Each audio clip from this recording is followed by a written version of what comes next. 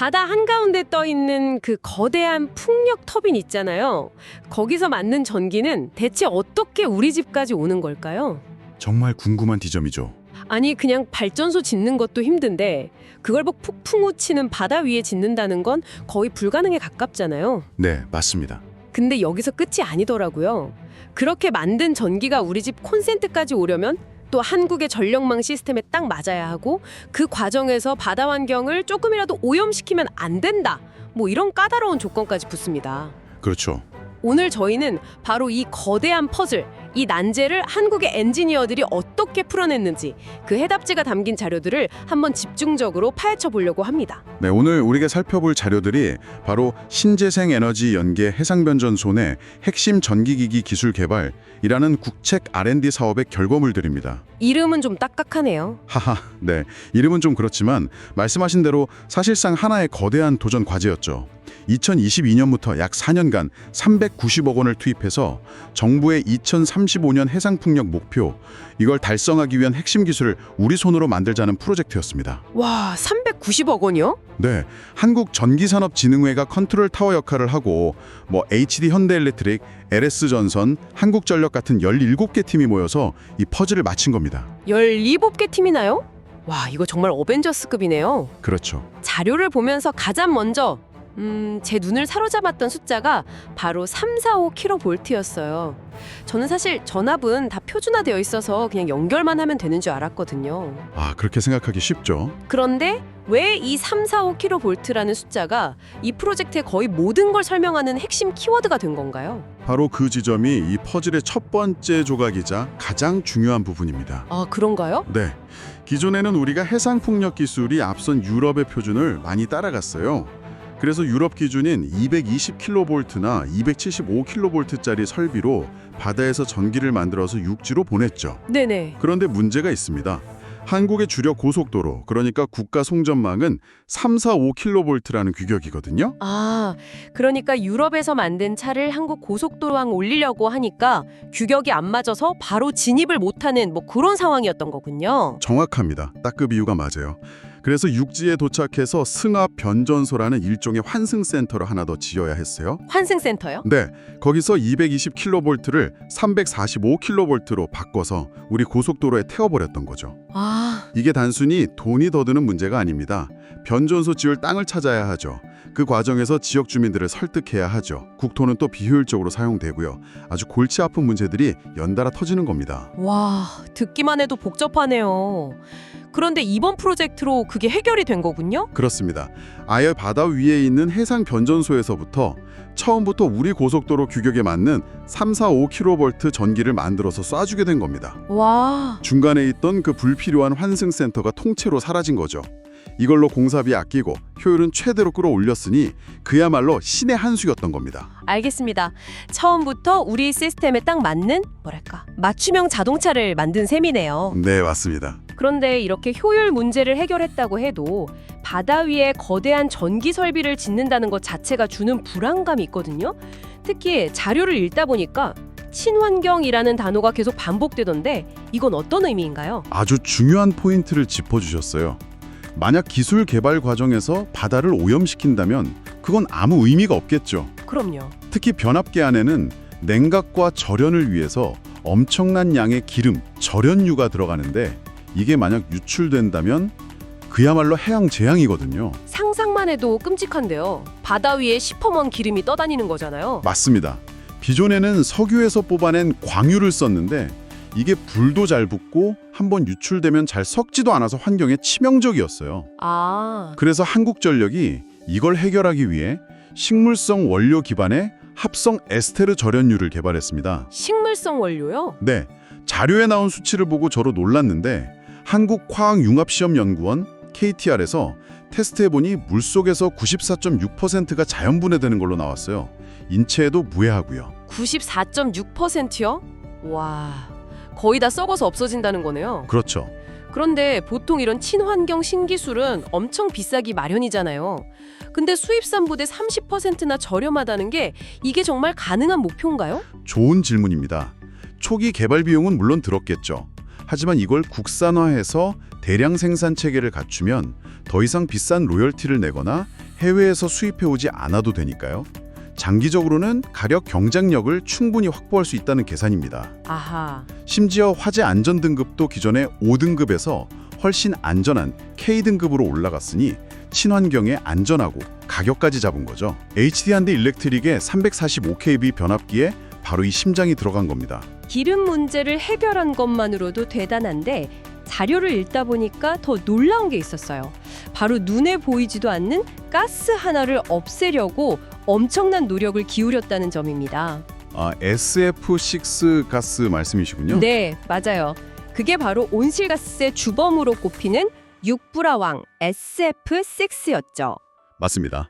SF6 가스는 전기를 끊고 연결하는 개폐 장치 GIS의 절연체로 널리 쓰여왔는데 이게 이산화탄소보다 지구를 2만 배 이상 뜨겁게 만드는 정말 최악의 온실가스 중 하나입니다. 2만 배요? 네, 그래서 전 세계적으로 퇴출 압력이 거세지고 있었죠. 이번에 HD 현대일렉트릭과 인텍 전기전자가 이 SF6 가스를 전혀 쓰지 않는 친환경 개폐 장치를 개발하는 데 성공했습니다. 와, 이건 단순히 부품 하나 바꾼 게 아니라 미래의 글로벌 환경 규제를 넘어설 수 있는 핵심 기술을 우리가 선점했다는 의미가 있습니다. 알겠습니다. 이 해상 변전소라는 게 사실상 바다 위에 떠 있는 하나의 작은 도시나 마찬가지인 것 같아요. 네, 그렇게 볼 수 있죠. 각자 다른 역할을 하는 최첨단 부품들이 모여서 하나의 유기체처럼 움직여야 하는 거잖아요. 이제 이 도시를 구성하는 핵심 부품들이 어떻게 만들어졌는지 그 성공 스토리를 좀 더 자세히 들여다보죠. 네, 좋습니다. 이 도시의 심장과 두뇌부터 살펴보겠습니다. 심장은 단연 HD 현대일렉트릭이 만든 4045kV 변압기와 친환경 개폐 장치 GIS입니다. 네, 놀라운 건 기술 개발 보고서를 쓰는 동시에 이미 덴마크 해상풍력 기업에 변압기를 납품하는 계약서에 사인을 했다는 겁니다. 아니 개발과 동시에 상용화까지 성공한 거네요? 바로 그겁니다. 기술력을 세계 시장에서 바로 인정받은 거죠. 특히 개폐 장치 개발 과정이 흥미로운데요. 어떤 점이요? 전기를 강제로 끊는 건 사실 거대한 번개를 인공적으로 만들었다가 순식간에 꺼버리는 것과 같아요. 그 순간 아크 플라즈마라는 3000도에 넘는 초고온 불덩어리가 생기는데 이걸 제어하지 못하면 모든 게 녹아버리죠. 3000도요? 네, 한국전기연구원과 협력해서 바로 이 인공 번개를 컴퓨터 시뮬레이션으로 완벽하게 제어하는 기술을 완성한 겁니다. 와, 심장이 강력한 에너지를 만들어냈는데 문제는 이 에너지를 손실 없이 육지까지 보낼 동맥이잖아요. 바닷속에 까는 케이블, 이게 그냥 두꺼운 구리선이 아니라고 자료에 나와 있더군요. 맞습니다. LS전선이 만든 건 단순한 케이블이 아니라 하나의 시스템입니다. 시스템이요? 네, 345kV의 엄청난 전기를 보내면서 동시에 그 안에 광 케이블을 심어서 통신까지 가능하게 만들었죠. 그런데 진짜 핵심은 통합 모니터링 플랫폼이라는 기술이에요. 잠시만요. 통합 모니터링 플랫폼? 이게 그냥 CCTV처럼 지켜보는 수준이 아닌 것 같아요. 자료를 보면 디지털 운영 시스템이라고 되어 있는데 케이블의 스트레스까지 감지한다고요? 네, 바닷속에 있는 케이블이 스트레스를 받는다는 게 이게 무슨 의미죠? 수십 킬로미터에 달하는 케이블이 수십 년간 거친 조류와 압력, 온도 변화를 견뎌야 합니다. 이게 바로 케이블이 받는 스트레스죠. 아, 이런 스트레스가 쌓이면 언젠가 문제가 터지는데 바닷속 수십 미터 아래에서 어디가 고장났는지 찾는 건 거의 불가능에 가깝습니다. 그렇죠. 이 플랫폼은 마치 케이블에 수만 개의 센서를 붙여놓은 것처럼 실시간으로 전기적, 열적, 기계적 상태를 전부 분석해서 알려줍니다. 문제가 생길 것 같은 지점을 지도 위에 바로 표시해주죠. 와, 그러니까 24시간 케이블의 건강 상태를 체크하는 주치의가 생긴 겁니다. 이건 마치 기계에 문제가 생기기 전에 미리 나 아플 것 같아 라고 말해주는 거네요.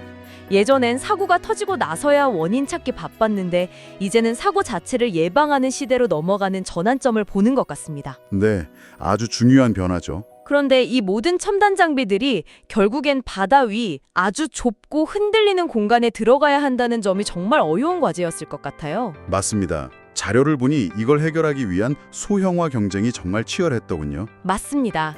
특히 나셀이라고 불리는 풍력 발전기 꼭대기 엔진룸은 공간과의 전쟁터나 다름없죠. 그 좁은 곳에 변압기를 넣어야 하니까요. 네, 여기서 산일전기와 파워맥스의 아이디어가 빛을 발합니다.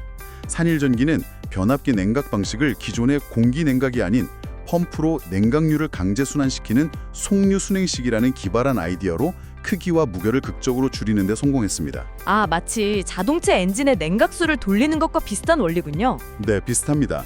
그리고 파워맥스는 더 놀라운데요. 더요. 네, 타워 내부에 들어가는 컴팩트형 변압기를 만들면서 해외 경쟁사 제품보다 부피는 줄였는데 에너지 효율은 목표치였던 99.2%를 훌쩍 넘어 99.56%를 달성했습니다. 와, 크기는 줄였는데 성능은 더 높였다고요. 네, 거의 마술 같은 기술을 보여준 거죠. 이건 단순히 공간을 아끼는 걸 넘어서 같은 공간에 더 강력한 터빈을 설치할 수 있는 기반 기술이 되는 겁니다. 정말 대단하네요. 그럼 이제 이 모든 심장, 동맥, 그리고 작은 부품들을 하나로 묶어서 지휘하는 컨트롤 타워, 즉 두뇌 역할은 누가 맡았나요? 그 역할은 유호전기공업과 한국전기연구원이 함께 해냈습니다. 유격 ISE 11850을 기반으로 한 해상 변준소 통합 운용 시스템을 만들었습니다. 변압기, 개폐기, 케이블 등 각기 다른 회사에서 만든 모든 설비를 하나의 화면에서 통합적으로 감시하고 제어하는 말 그대로 두뇌를 만든 거죠. 아, 통합 플랫폼이네요. 맞습니다. 이 시스템은 이미 나골 해상 풍력 사업에 적용되고 있습니다. 여기에 한국전기연구원이 개발한 AI 진단 기술이 더해집니다. AI까지 등장하는군요. 왜? 각종 설비에서 나오는 데이터를 AI가 학습해서 부품의 수명이 다하기 전에 혹은 고장 징후가 보이기 전에 미리 이 부품 곧 문제 생길 것 같습니다. 교체 준비하세요 라고 알려주는 겁니다. 이야, 덕분에 멀리 떨어진 육지에서도 최소한의 인력으로 거대한 바다 위 발전소를 안정적으로 운영할 수 있는 무인 자동화의 길이 열린 거죠. 오늘 이야기를 종합해보면 이번 프로젝트는 단순히 부품 몇 개를 국산화했다, 이런 차원을 넘어섭니다. 네, 훨씬 큰 의미가 있죠. 설계부터 제작, 인증, 그리고 AI 기반의 운영까지 해상 변전소라는 하나의 거대한 유기체를 우리 기술로 온전히 만들 수 있는 생태계 자체를 완성했다는 점에서 정말 큰 의미가 있네요. 맞습니다. 그게 핵심입니다. 특히 국제 인증기관인 DNB의 인증까지 받았다는 건 우리가 만든 이 솔루션이 이제 글로벌 시장에서도 통한다는, 뭐랄까, 출사표를 던진 셈이고요. 맞습니다. 자료에 나온 과제 총괄 책임자의 소감을 보니까 사업비가 삭감되고 정부 계획이 지연되는 등 어려움이 많았지만 17개 참여기관이 각자의 위치에서 톱니바퀴처럼 맞물려 돌아갔기에 가능했다는 말이 나옵니다. 아, 보이지 않는 곳에서 얼마나 많은 분들의 땀과 노력이 있었을지 짐작이 가는 대목이죠. 그러네요. 물론 여기서 끝은 아닙니다. 앞으로 풍력 터빈은 20메가와트급 이상으로 더 커지고 우리는 더 먼 바다로 나가야 합니다. 또 다른 거대한 퍼즐이 우리를 기다리고 있는 거죠. 오늘 우리는 교류, 즉 AC 송전 시스템의 기술 자립이라는 퍼즐을 풀어봤습니다. 그런데 자료 말미에 아주 의미심장한 단서가 하나 남아 있습니다. 그렇죠. 앞으로 더 먼 바다에서 더 많은 양의 전기를 손실 없이 가져오려면 지금의 교류, AC가 아닌 직류, DC 송전 시스템을 개발해야 한다는 겁니다. 네, 다음 단계의 도전이죠. 전기를 보내는 방식이 AC에서 DC로 바뀌는 것. 이것은 해상 풍력의 미래, 그리고 글로벌 에너지 시장의 판도에 또 어떤 거대한 변화를 가져오게 될까요? 이 질문을 여러분께 남기면서 오늘 이야기를 마무리하겠습니다.